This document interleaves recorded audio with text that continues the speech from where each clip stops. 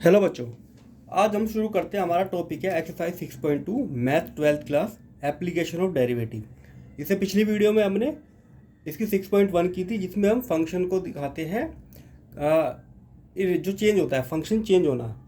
इसमें आते हैं हम फंक्शन का इंक्रीज होना या डिक्रीज होना। ठीक, मान लेते एक फंक्शन है, ये ग्रीन वाला मैंने फंक्शन से दिखाया है।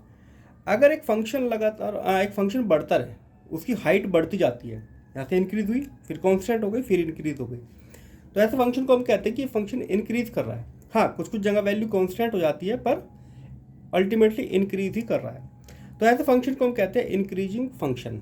इसमें क्या है, मान लेते दो पॉइंट हमने x1 और x2 लिया। x2 पॉइंट बाद में आता है, x1 पहले आता है। तो हो सकता, देखो बच्चों, x2 ग्रेटर देन x1, पर क्या हो सकता है, या तो x2 की वैल्यू ग्रेटर देन हो सकती है, या दोनों की वैल्यू सेम भी हो सकती है। इस वाले इंटरवल में देखें तो हाइट सेम है, मतलब फंक्शन की वैल्यू सेम है।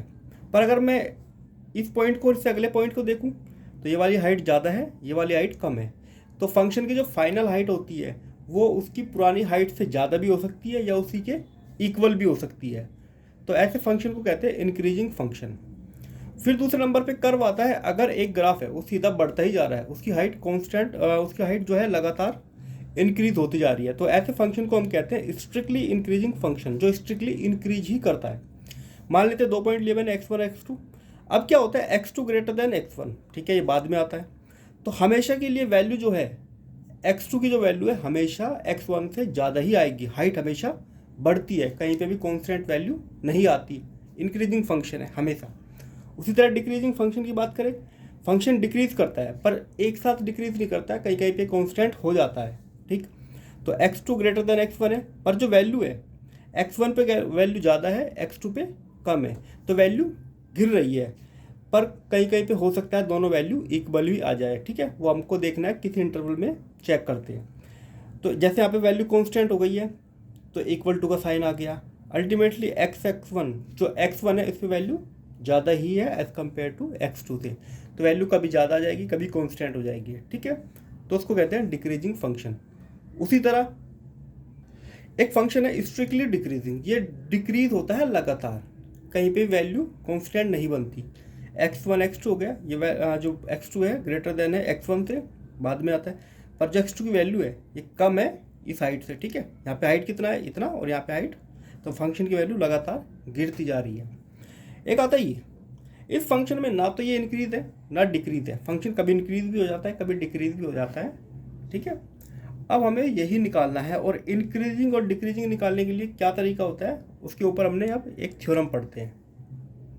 देखो बच्चे, थ्योरम 1 क्या कहती है, एक फंक्शन हमारे पास है, ये कंटिन्यूअस है किसी इंटरवल ए और बी में, कोई भी इंटरवल मान लेता हूँ, मैं मान लेता हूँ ये वाला, ये ए हो गया और ये बी हो गया। इस इंटरवल में फंक्शन जो है कंटिन्यूअस है, ठीक है, और डिफरेंशिएबल है ओपन इंटरवल। ठीक है, इन दोनों के बीच में ये डिफरेंशिएबल भी है। अब फंक्शन को इंक्रीजिंग कब कहेंगे, इस इंटरवल में ए और बी के बीच में कब ये इंक्रीजिंग होगा, जब हम इसको डिफरेंशिएट करेंगे, इस फंक्शन को जब डिफरेंशिएट करेंगे और उसकी वैल्यू ग्रेटर देन 0 आए। ठीक है, तो अगर ग्रेटर देन 0 आ रहा है, इसका मतलब फंक्शन इंक्रीज कर रहा है।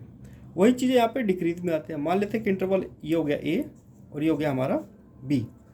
अगर यहाँ पे डिफरेंशिएशन की जो वैल्यू है लेस देन 0 आए, इसका मतलब ये नेगेटिव है। ठीक है, फंक्शन डिक्रीज हो रहा है। देखो बच्चों, जब डिफरेंशिएशन करते हैं तो एक तरह से हम स्लोप निकालते हैं। ठीक है, जो टेंजेंट है, एक तरह से टेंजेंट हम बनाते हैं। अगर टेंजेंट बढ़ेगा, अगर उसकी वैल्यू पॉजिटिव होगी तो इसका मतलब ऊपर की तरफ जा रहा है, वैल्यू नेगेटिव होगी तो इसका मतलब नीचे की तरफ जा रहा है। ठीक है, और अगर एक कांस्टेंट है, अगर डिफरेंशिएशन करने पे, एक सेकेंड रुको, हमारा जो फंक्शन है वो इस टाइप से है, ये तो मैंने टेंजेंट ड्रॉ किया है, फंक्शन ऐसे मानो, ठीक, ऐसे फंक्शन है। ठीक, और अगर इस पर जो टेंजेंट ड्रॉ किया है ये 0 आता है, इसका मतलब ये फंक्शन कांस्टेंट है। ठीक है, ये बच्चों इसको ध्यान से समझो। अगर एक फंक्शन कांस्टेंट है तो समझो उसका डिफरेंशिएशन 0 ही होता है, क्योंकि ये ना तो ये ऊपर जा रहा है, ये ना 0 जा रहा है, नीचे जा रहा है, तो इसका मतलब ये कांस्टेंट फंक्शन है। ठीक है, देखो बच्चों, क्वेश्चन नंबर 1 करते हैं, इसी के थ्रू ज़्यादा समझ में आएगा। हमें एक फंक्शन दिया हुआ है 3x + 17। अब हमें शो करके बताना है ये फंक्शन जो है स्ट्रिक्टली इंक्रीज है हर वैल्यू पे, एक्स की वैल्यू रियल नंबर में आप कुछ भी रखोगे तो हमेशा ये बढ़ेगा। तो हमको क्या करना है, सबसे पहले इसको डिफ्रेंशिएट कर देना है। डैश का मतलब होता है इसको डिफ्रेंशिएशन करना। अब देखो एक्स का 1 होता है तो यहाँ पे आएगा 3, 17 का तो 0 क्योंकि 17 एक कांस्टेंट है, ठीक। अब देखो जो 3 है ये 0 से बड़ा है, इसका मतलब यहाँ पे जो हमने डिफ्रेंशिएट किया है वो ग्रेटर देन 0 है हमेशा। तो इसका मतलब फंक्शन इज स्ट्रिक्टली इंक्रीजिंग। अब देखो बच्चों, कोई भी वैल्यू रखो एक्स की तो यहाँ पे डिपेंड ही नहीं करता है, तो इसकी वैल्यू हमेशा इंक्रीज करेगी। अगर मैं इसकी ग्राफ की बात करूँ तो ग्राफ कुछ ऐसा होगा, इसका जो ग्राफ बनेगा वो हमेशा इस टाइप बनेगा, ठीक। तो ये जो 3x है ये इसका ग्राफ इस टाइप का होगा। ये 17 है वैल्यू, ठीक, यहाँ से लेके यहाँ तक, और ये बढ़ता जा रहा है y, ठीक है। अब आते हैं अपने सेकंड क्वेश्चन की तरफ। सेकंड क्वेश्चन में हमें फंक्शन दिया हुआ है e⁻²x, और हमको ये भी शो करके बताना है show function is strictly increase, ठीक है, ऑन r। अब हम क्या करेंगे, इसको भी डिफरेंशिएट करेंगे। तो इसका तो डिफरेंशिएशन सेम ही आता है, 2x का करेंगे तो 2 आ जाएगा मल्टीप्लाई में। इसकी वैल्यू हमेशा ग्रेटर देन 0 होती है, ये कभी भी नेगेटिव नहीं होता। तो इसका मतलब फंक्शन इज स्ट्रिक्टली इंक्रीजिंग। अगर x की वैल्यू हम कोई भी रखें, नेगेटिव वैल्यू भी रखोगे तब भी ये वैल्यू हमेशा पॉजिटिव ही आएगी, ठीक है। एक्सपोनेंशियल की वैल्यू हमेशा ये पॉजिटिव आएगी, कभी नेगेटिव वैल्यू नहीं आती, ठीक है बच्चों। तो ये थे हमारे क्वेश्चन 2। अब बढ़ते हैं हम अपने अगले क्वेश्चन की तरफ। देखो बच्चों, हमारे पास फंक्शन है sin x। अब हमें बताना है कि ये फंक्शन 0 से लेकर पाई के बीच में तो इंक्रीज करता है स्ट्रिक्टली, और डिक्रीज करता है π/2 से पाई की तरफ। वैसे हमको साइन का ग्राफ पता है, पर फिर भी हमको डिफरेंशिएट करके बताना है। इसको डिफरेंशिएट करेंगे तो साइन का हो जाता है cos x, ठीक है। cos x की वैल्यू 0 से लेके π/2 तक अगर रखते हैं हम वैल्यू, कुछ भी रखो, इन दोनों के बीच में कोई भी वैल्यू रखो, मैं π/4 रख देता हूँ। तो cos π/4 कितना होता है 1/√2 ग्रेटर देन 0। तो 0 से लेके π/2 तक कोश हमेशा पॉजिटिव होता है, तो इसका मतलब ये फंक्शन हो गया इंक्रीजिंग, ठीक है।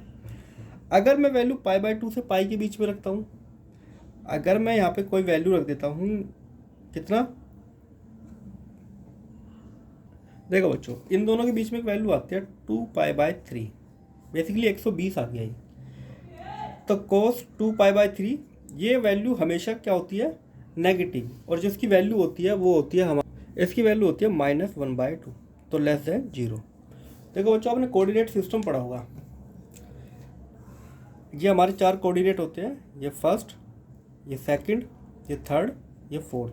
यहाँ पे 0 एंगल होता है, यहाँ पे π/2, यहाँ पे पाई, और यहाँ पे 3π/2, और घूम के वापस से आ जाता है 2π। इस क्वाड्रेंट में इसमें सारी क्वांटिटी जो होती है ऑल पॉजिटिव होती है, सारे ट्रिग्नोमेट्रिक फंक्शन 6 के 6। अब इसका याद रखो, ऑल स्कूल के लिए एस और सी रखो, टू कॉलेज, ठीक। इसमें सारी ट्रिग्नोमेट्री जो आइडेंटिटी होती है वो सब पॉजिटिव होती है। इस एंगल में, एंगल अगर π/2 से पाई की तरफ जाएंगे तो इसमें साइन, और साइन का उल्टा क्या होता है कोसेक, ये वैल्यू पॉजिटिव होती है। इसमें टी से मतलब टेन और कोट, ये पॉजिटिव होते हैं, बाकी चारों नेगेटिव होते हैं। को का मतलब कोस और सेक, इस क्वाड्रेंट में कोस और सेक ही पॉजिटिव होते हैं, बाकी चारों नेगेटिव। अब बात जैसे हमने की है यहाँ पे, यह जो एंगल है, ये एंगल होता है 120 डिग्री, और 120 क्या होता है 90 से ज़्यादा, तो इस वाले क्वाड्रेंट पे आएगा। इस वाले क्वाड्रेंट में जो कोस है, कोस की वैल्यू तो नेगेटिव आएगी, इसलिए वैल्यू नेगेटिव आई। तो 0 से π/2 के बीच में सारी पॉजिटिव होती है, तो फंक्शन इंक्रीज हो गया। इस फंक्शन को इसमें लेंगे π/2 से पाई की तरफ, तो इसका जो टेंजेंट है वो नेगेटिव आएगा, ठीक है। तो बढ़ते हैं अपने अगले क्वेश्चन की तरफ।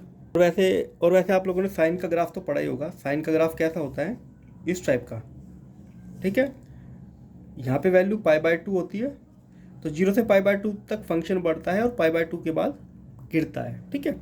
और उसी चीज़ को हमने यहाँ पे ये डिफ्रेंशिएट करके बताया। देखो बच्चों, ये क्वेश्चन काफ़ी इंपॉर्टेंट है, इससे आपको काफ़ी चीज़ें पता चलेगी। क्वेश्चन को करना कैसे हैं, पेपर में इस टाइप के क्वेश्चन बहुत पूछे जाते हैं। फंक्शन हमारा है 2x³ minus 3x² minus 36x plus 7 है। अब हमें वो इंटरवल ढूंढना है जहाँ पे ये फंक्शन स्ट्रिक्टली इंक्रीज होता है और स्ट्रिक्टली डिक्रीज होता है, तो वो इंटरवल हमको फाइंड आउट करना है। तो हमारा सबसे पहला काम है इसको डिफ्रेंशिएट करना। तो ये हो जाएगा हमारा 6x² माइनस 6x माइनस 36। ठीक, सेकेंड स्टेप होता है हमारा इसको जीरो पुट कर देना। तो ये जो वैल्यू है इसको जीरो पुट कर देते हैं। 6x माइनस 36 इक्वल टू जी। 6 कॉमन लेंगे या 6 से डिवाइड कर देंगे तो फंक्शन बनेगा हमारा x² माइनस एक्स माइनस 6। ठीक है, अब इसको हमको सोल्व करना है। देखो बच्चों, ये इसके जो आ जाएंगे x माइनस 3 x प्लस 2। ठीक है, तो यहाँ से हमको x की वैल्यू क्या मिलेगी, अगर इसको जीरो के इक्वल रखेंगे तो 3 और -2। ठीक है, ठीक है बच्चों। अब हमें एक लाइन ड्रॉ कर लेनी है। तो एक लाइन हमने ऐसे ड्रॉ की। ठीक है, देखो बच्चों, इधर मैं मान लेता हूँ -∞ और इधर है +∞। बीच में यहाँ पे मान लेता हूँ मैं -2 और यहाँ पे +3। ठीक है, 3 आ गया, -2 इधर आ गया। अब मैं कुछ वैल्यू रख के चेक करनी है। वैसे काम आप रफ में कर सकते हो। ठीक है, अब पहले मैं चेक करता हूँ इसको। बेसिकली इसको चेक करना है हमको, x माइनस 3 x प्लस 2। अगर मैं वैल्यू -∞ से -2 तक रखूँ तो ये जो हमारी वैल्यू आई है ये नेगेटिव आएगी या पॉजिटिव आएगी, वो हमको चेक करना है। -2 से लेफ्ट में कोई वैल्यू मैं रख लेता हूँ -3 ही रख लेता हूँ। ठीक है, x की वैल्यू मैंने -3 रखी, तो -3 यहाँ पे रखोगे तो क्या आएगा, -3 प्लस 2। ये कितना आएगा, -6, और ये कितना आएगा, -1। ओवरऑल वैल्यू क्या आएगी, पॉजिटिव, क्योंकि माइनस माइनस क्या कैंसिल आउट हो जाएगा। तो मतलब इस इंटरवल में वैल्यू क्या आई है, पॉजिटिव। किसकी, डिफरेंशिएशन की। यहाँ पे जो वैल्यू हम निकाल रहे हैं वो डिफरेंशिएट फंक्शन की निकालते हैं। ठीक है, अब -2 और 3 के बीच में कोई वैल्यू रखो, 0 रख लेते हैं। अगर मैं x की वैल्यू 0 रखता हूँ इसमें, तो यहाँ मिलेगा मुझको 0 - 3 0 प्लस 2। यहाँ से -3 मिला है और यहाँ से 2, तो ये वैल्यू आएगी नेगेटिव, <0। तो इसका मतलब इस इंटरवल में फंक्शन का जो डिफरेंशिएशन है उसकी वैल्यू पॉजिटिव हो गया है, नेगेटिव है। ठीक है, ये वैल्यू नेगेटिव है, तो इसको हमको काटना पड़ेगा। ठीक, अब 3 से लेके इन्फिनिटी के बीच में कोई वैल्यू रखनी है, तो मैं क्या करता हूँ, x की वैल्यू 4 रख लेता हूँ। हमारा कहाँ है फंक्शन, ये रहा। तो 4 - 3 4 प्लस 2, यहाँ पे 1 मिला और यहाँ से 6, तो इसका मतलब >0, ये वैल्यू आई है पॉजिटिव, तो पॉजिटिव। इसका मतलब जो डिफरेंशिएट हमने किया है वो इस इंटरवल में पॉजिटिव, इसमें नेगेटिव और इसमें पॉजिटिव। तो हम क्या कहेंगे कि फंक्शन जो है स्ट्रिक्टली इंक्रीज कर रहा है। किस इंटरवल में, -∞ से लेके -2 यूनियन 3 से लेके इन्फिनिटी। ठीक है, और स्ट्रिक्टली डिक्रीज किस उस इंटरवल में कर रहा है, -2 to 3। ठीक है, तो ऐसे क्वेश्चन को हम सोल्व करते हैं। अब आप बढ़ते हैं अपने अगले क्वेश्चन की तरफ। देखो बच्चों, 7th का ए पार्ट है। हमें फंक्शन दिया हुआ है और हमको पता लगाना है किस इंटरवल में ये स्ट्रिक्टली इंक्रीज है और किस में स्ट्रिक्टली डिक्रीज है। ठीक, तो सबसे पहला काम हमारा वही डिफरेंशिएट करना। ये हो जाएगा 2x प्लस 2, इसी को 0 के इक्वल रख देना है। ठीक, तो यहाँ से हमको x की वैल्यू क्या मिलेगी, -1। तो ये हो गया हमारा क्रिटिकल पॉइंट। ठीक, तो क्रिटिकल पॉइंट को अब हम क्या करेंगे, एक लाइन ड्रॉ करेंगे, यहाँ पे रखते हैं -1। अब हमें चेक करना है इसके लेफ्ट और राइट में फंक्शन की वैल्यू क्या आती है। हमारा डिफरेंशिएशन फंक्शन क्या है, 2x प्लस 2। अगर मैं -1 से कम वैल्यू रखता हूँ, कुछ भी रख सकते हो, जैसे कि -2 रख लेता हूँ, तो 2 - 2 प्लस 2, तो ये वाली वैल्यू आएगी नेगेटिव। ठीक है, क्योंकि यहाँ पे -4 प्लस 2 कितना होता है, -2। अगर मैं वैल्यू रखता हूँ 1 से उधर की तरफ, मैं अगर यहाँ पे 0 रख लेता हूँ, ठीक, तो 0 प्लस 2 तो आ गया 2। तो एक के हम जैसे लेफ्ट में जाते हैं तो वैल्यू हमको पॉजिटिव मिलना शुरू हो जाती है। तो हमारा फंक्शन जो है माइनस इन्फिनिटी से लेके 1 तक क्या है, डिक्रीजिंग, और 1 के बाद इन्फिनिटी तक क्या है, इंक्रीजिंग। तो हम क्या कह सकते हैं, स्ट्रिक्टली इंक्रीजिंग। कब, -1 टू इन्फिनिटी, और स्ट्रिक्टली डिक्रीजिंग ये हो जाएगा हमारा -∞ टू -1। ठीक है, -1 के बाद इंक्रीजिंग और -1 से पहले डिक्रीजिंग, ये हमको करना है। अब आते हैं अपने अगले क्वेश्चन पे, इसी के बी पार्ट पे। हमें फंक्शन दिया हुआ है 10 - 6x - 2x स्क्वायर। अब हमें बताना है कि ये फंक्शन सेम वही, सबसे पहले हम डिफ्रेंशिएट करेंगे। 10 का 0 यहाँ पे मिलेगा -6 और यहाँ पे -4x। ठीक, इसको 0 के इक्वल रखेंगे तो -6 - 4x = 0। तो 4x आ गया -6, तो x की वैल्यू आएगी -3/2। ये हमारा क्रिटिकल पॉइंट हो गया। अब फिर से इसको चेक करते हैं, -3/2, -3/2 क्या होता है, -1.5 के। इधर वैल्यू रखेंगे अपने डिफरेंशिएशन के फंक्शन में, जो कि हमारा क्या है, ये -6 - 4x। अगर मैं यहाँ पे वैल्यू रखता हूँ -2 इधर ही आएगा। ठीक, तो इसमें मैं वैल्यू रखता हूँ -2, तो -6 -2, तो ये आ जाएगा -6 + 8, जो कि ग्रेटर देन है 0। तो इस इंटरवल में हमको जो टेंजेंट या हमारे डिफरेंशिएशन का जो फंक्शन है वो पॉजिटिव मिलता है। अगर मैं इससे बड़ी कोई वैल्यू रखता हूँ, -1 रख लेता हूँ, ठीक है, -1 इधर आएगा, -6 - 4 × -1, तो -6 + 4 ये वाली वैल्यू नेगेटिव आएगी, मतलब इस इंटरवल में फंक्शन नेगेटिव है। तो इसका मतलब स्ट्रिक्टली इंक्रीजिंग, -∞ टू -3/2, और स्ट्रिक्टली डिक्रीजिंग -3/2 टू इन्फिनिटी। तो इधर डिक्रीज कर रहा है फंक्शन और इस तरफ इंक्रीज कर रहा है फंक्शन। ठीक है, अब बढ़ते हैं अपने अगले क्वेश्चन की तरफ। देखो बच्चों, ये फंक्शन हमारा question number 7, log 1 + x - 2x / 2 + x। हमें शो करके बताना है अगर x की वैल्यू -1 से ग्रेटर देन है तो ये फंक्शन जो है वो इंक्रीजिंग फंक्शन है, ये हमको शो करके बताना है। ठीक है, तो हम क्या करेंगे इसमें, सबसे पहले हम डिफरेंशिएट करते हैं। तो ये हो जाएगा हमारा dy / dx। इसका डिफरेंशिएशन होता है 1 + x। इसमें लगेगा हमारा क्वोशेंट रूल, तो नीचे वाले का स्क्वायर करेंगे, फिर 2 + x एज इट इज। इसका डिफरेंशिएशन आएगा 2 - 2x बाहर, नीचे वाले का डिफरेंशिएशन आएगा 1, क्योंकि 2 का 0, x का 1। ये है -1/1 + x।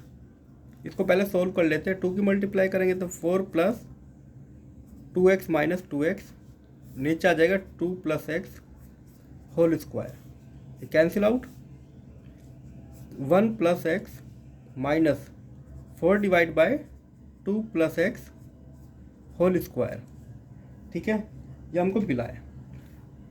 अब हमें क्या करना है, देखो बच्चों, हमें इसको सॉल्व करना है। ठीक, इन दोनों की मल्टीप्लाई करेंगे तो 1 + x 2 + x होल स्क्वायर, इसकी मल्टीप्लाई इधर 2 + x होल स्क्वायर माइनस इसकी मल्टीप्लाई इधर x + 1। ठीक है,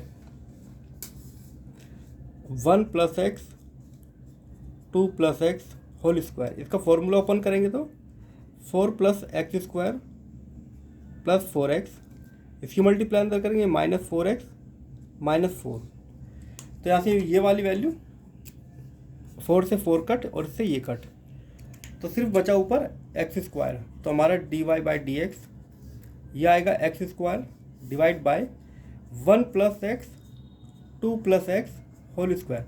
अच्छा देखो बच्चों, x² हमेशा ग्रेटर देन 0 होता है, 2 + x होल स्क्वायर ये भी हमेशा ग्रेटर देन 0 होगा, क्योंकि स्क्वायर है, स्क्वायर कभी नेगेटिव आते नहीं है।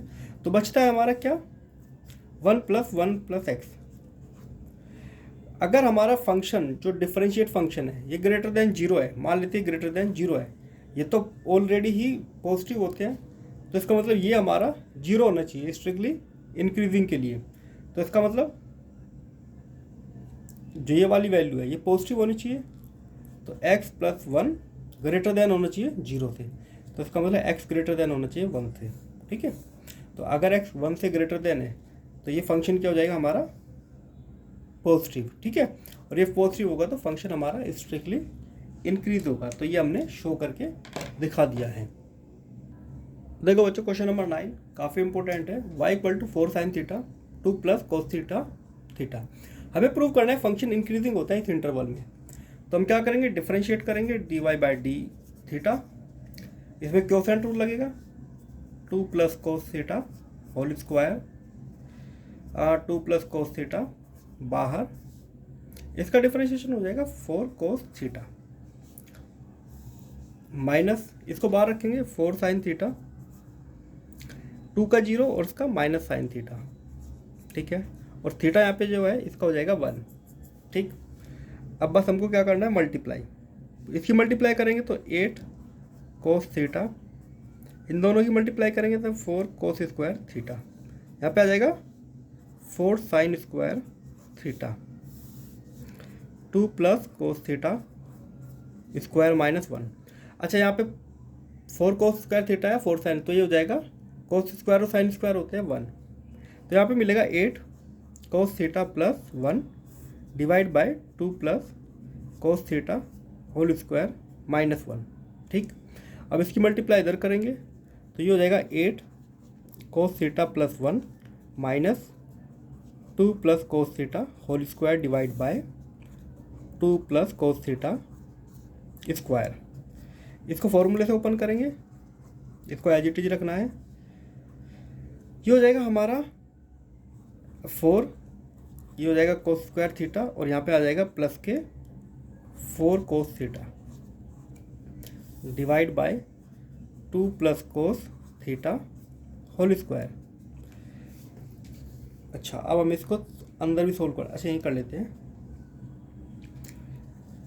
8 कोस थीटा प्लस 1 माइनस की मल्टीप्लाई करेंगे -4 minus cos square theta -4 cos theta divide by 2 plus cos theta whole square. ठीक है, अब बच्चों देखो 8 कोस थीटा में से 4 कोस थीटा गए तो बचते हैं 4 कोस थीटा, तो 4 कोस थीटा 1 माइनस 4 तो आ जाएगा -3 minus cos square theta divide by 2 plus cos square theta. नीचे जो डिनोमिनेटर है वो हमको ऐसे ही रखना है, पर एक क्वेश्चन अभी वहाँ पे ख़त्म नहीं हुआ है, अब इसको हमको और ठीक करना है।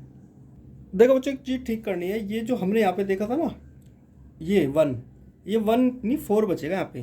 ठीक है, क्योंकि 4 भी है ना दोनों के साथ, तो ये 4 कर लो यहाँ पे। ठीक है, 4 में से 4 गया 0, तो ये वाली जो टर्म है वो हो जाएगी 0। ठीक है, तो इसको हम लिखते नहीं है, ये हम इसको कट कर लेते हैं, 4 में से 4 गया 0, तो ये जो -3 है ये 0 हो जाएगा। ठीक है, अब करते हैं इसको आगे। ठीक है बच्चों, हमारे पास आई है, हम क्या करेंगे, कोस को कॉमन ले लेंगे। ठीक है, यहाँ पे मिलेगा 4 और यहाँ पे कोस थीटा, नीचे तो जो है हमारा वही है। अब देखो बच्चों, हमें क्वेश्चन में क्या पूछा गया है, हमें बताना है कि ये इंक्रीजिंग फंक्शन होता है, मतलब कि इसकी वैल्यू ग्रेटर देन 0 होती है, किस इंटरवल में, 0 से π/2 के बीच में। अच्छा ध्यान रखो, 0 से π/2 में 2 प्लस कोस थीटा स्क्वायर, ये तो हमेशा ही 0 से बड़ा होगा, इंटरवल कुछ भी हो क्योंकि स्क्वायर है। ठीक है, उसी तरह जो कोस थीटा होता है ये ग्रेटर देन 0 होता है इन इंटरवल 0 to π/2।